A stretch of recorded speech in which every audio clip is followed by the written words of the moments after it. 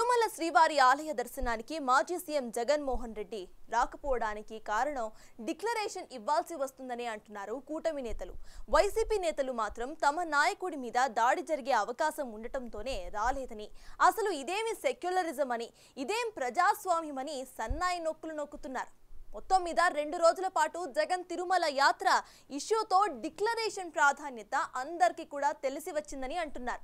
అలాగే లడ్డూ కల్తీ ఇష్యూని డైవర్ట్ చేయడానికి వైసీపీ హై డ్రామా ఆడిందన్న అభిప్రాయం వ్యక్తమవుతుంది.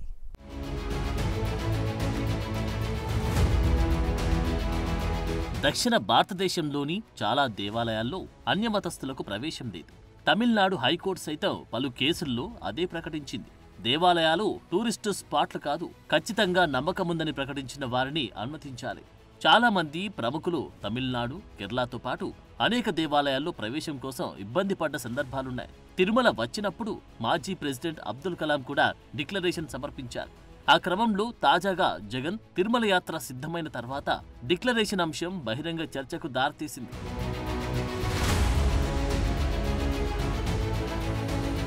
గత 5 సంవత్సరాల కాలంలో తిరుమల తిరుపతి దేవస్థానం పవిత్రతను వైసీపీ దెబ్బతీసిందని టీడీపీతో పాటు మిత్రపక్షాలు ఆరోపిస్తున్నాయి. నాటి అవకతవకలు, అక్రమాలపై విజిలెన్స్ ఎంక్వైరీ నడుస్తోంది. ఆ క్రమంలో తిరుమల శ్రీవారి ప్రసాదాలకు వినియోగించి ఆవు నెయ్యిలో జంతువుల కొవ్వును కల్తీ చేశారనే అంశం బయటపడింది. ఏఆర్ డైరీ ద్వారా 10 ట్యాంకర్ల నెయ్యి జూన్, జూలై నెలలో తిరుమలకు వచ్చింది. అందులో 6 ట్యాంకర్ల వినియోగం జరిగింది. మరో 4 ట్యాంకర్లలోని నెయ్యిని పరీక్షలకు పంపితే కల్తీ వ్యవహారం బయటపడిందని ఈవోతో పాటు సాక్షాత్తు ముఖ్యమంత్రి చంద్రబాబు నాయుడు ప్రకటించారు. కడాన తిరుమల లడ్డు కూడా నాసి రకం. నాకైతే ఆశ్చర్యం వేస్తుంది. ఎన్ని కంప్లైంట్ చేసినా కడాన వెంకటేశ్వర స్వామి పవిత్రతను దెబ్బతీశారు. ఎన్నోసార్లు చెప్పాం. అక్కడ ఎంత దుర్మార్గంగా ప్రయత్నం చేశారంటే అంత దుర్మార్గంగా ప్రవర్తించారు. కడాన అన్న దానంలో క్వాలిటీ ఆఫ్ ఫుడ్ లేకుండా చేశారు. దేవుని దగ్గర పెట్టే ప్రసాదం అపవిత్రం చేసే విధంగా ఓసారి బాధేస్తుంది. నాసి రకమైన ఇంగ్రీడియంట్సే కాకుండా ఎనిమల్ ఫ్యాట్ కూడా వాడారని, ఏది గీకు బదులు. ఈరోజు స్వచ్ఛమైన గీ తెమన్నాం, ప్రక్షాళన చేయమన్నాం. నాణ్యత పెరిగింది, ఇంకా కూడా నాణ్యత పెంచుతాం. అల్టిమేట్గా వెంకటేశ్వర స్వామి మన రాష్ట్రంలో ఉండడం మనందరి అదృష్టం. ప్రపంచం అంతా మన దగ్గరికి వచ్చే పరిస్థితికి వచ్చారు. అలాంటప్పుడు వెంకటేశ్వర స్వామి పవిత్రతను కాపాడుకోవాల్సిన బాధ్యత మనందరిపైన ఉంది. ఇది కూడా చేస్తామని చెప్పి కూడా నేను మీకు తెలియజేస్తున్నా. కల్తీ వ్యవహారం దేశవ్యాప్తంగా ప్రకంపనలు సృష్టిస్తోంది. తిరుమల ఆలయంలో శాంతి హోమం, ప్రక్షాళన కార్యక్రమాలు నిర్వహిస్తున్నారు. ఇదే సమయంలో డిప్యూటీ సీఎం పవన్ కళ్యాణ్ ప్రాయశ్చిత్త దీక్ష చేయడంతో పాటు అక్టోబర్ 1 నుంచి 3వ తేదీ వరకు తిరుమలలో ఉంటారని ప్రకటించారు. ఈ నేపథ్యంలో మాజీ సీఎం జగన్ కూడా రాష్ట్ర వ్యాప్తంగా దేవాలయాల్లో పూజలు చేయమని తన పార్టీ శ్రేణులకు ఆదేశాలివ్వడంతో పాటు తాను కూడా తిరుమల పర్యటన పెట్టుకున్నారు. ఎప్పుడైతే జగన్ తిరుమల పర్యటన అన్నారో కూటమి నేతలు, సాధు పరిషత్ సభ్యులు, హిందూ ధార్మిక సంఘాలు డిక్లరేషన్ అంశాన్ని తెరమీదకి తెచ్చాయి. దానిపై పెద్ద ఎత్తున చర్చలు నడిచాయి. అసలు డిక్లరేషన్ ఇవ్వంగాక ఇవ్వం, ఏం చేస్తారు మీరు, అడిగితే ఇవ్వాలా అంటూ మాజీ TTD board chairman Karunakar Reddy ప్రకటించారు. 2 సార్లు చైర్మన్ గా, 3 సార్లు పాలక మండలి సభ్యుడిగా పనిచేసిన ఆయన తాను పనిచేసిన టీటీడీ నిబంధనలు తానే ధిక్కరిస్తూ మాట్లాడారు.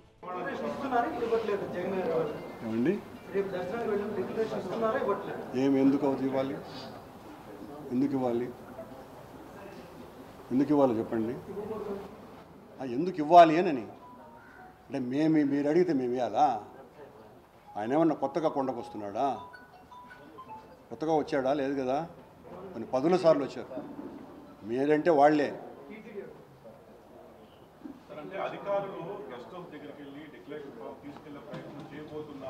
ఏమైనా చేసుకోండి. వాళ్లకు చంద్రబాబు ఏం చెప్తే చేసేవాళ్ళు ఏమైనా చేసుకుంటారు కదా. అయితే దానిపై దేవాదాయ శాఖ మంత్రి ఆనం రామనారాయణ రెడ్డి సీరియస్ గా స్పందించారు. నిబంధనలు అందరికీ ఒకే విధంగా ఉంటాయని, ఖచ్చితంగా డిక్లరేషన్ ఇస్తేనే రాణిస్తామని, లేకపోతే అడుగు పెట్టనివ్వమని సీరియస్ గా వార్నింగ్ ఇచ్చారు. దీనికి తోడు టీటీడీ కూడా అన్యమతస్థులకు దేవునిపైన నమ్మకముంటే డిక్లరేషన్ ఇచ్చి ఆలయంలోకి రావాలని, తిరుమల హిందూ దేవాలయమని స్పష్టం చేస్తూ తిరుమలలో బోర్డులు పెట్టింది. జగన్ తిరుమల వస్తే అడ్డుకుంటామని ప్రకటించిన కూటమి నేతలు, సాధు పరిషత్ సభ్యులు తర్వాత దాన్ని విరమించుకున్నట్లు ప్రకటించారు.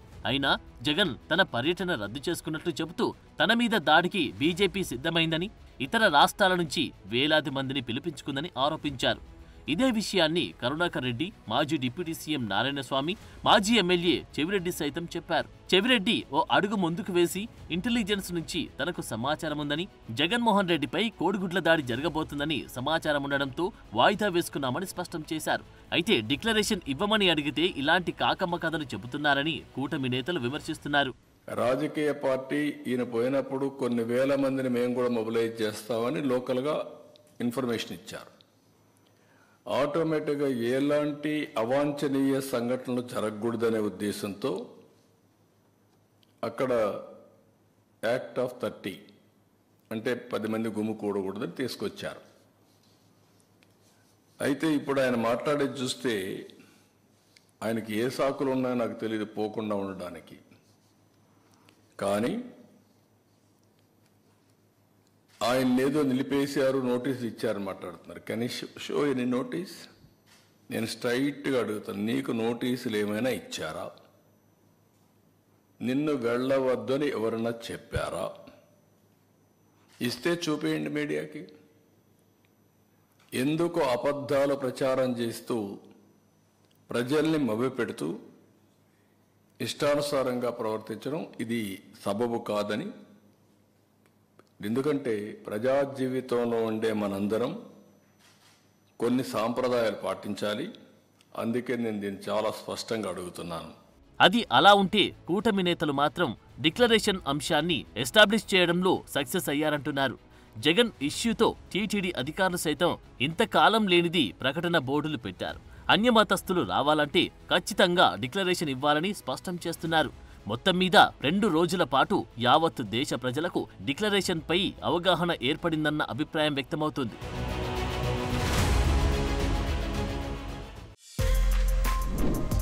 For more videos like this, subscribe Big TV channel.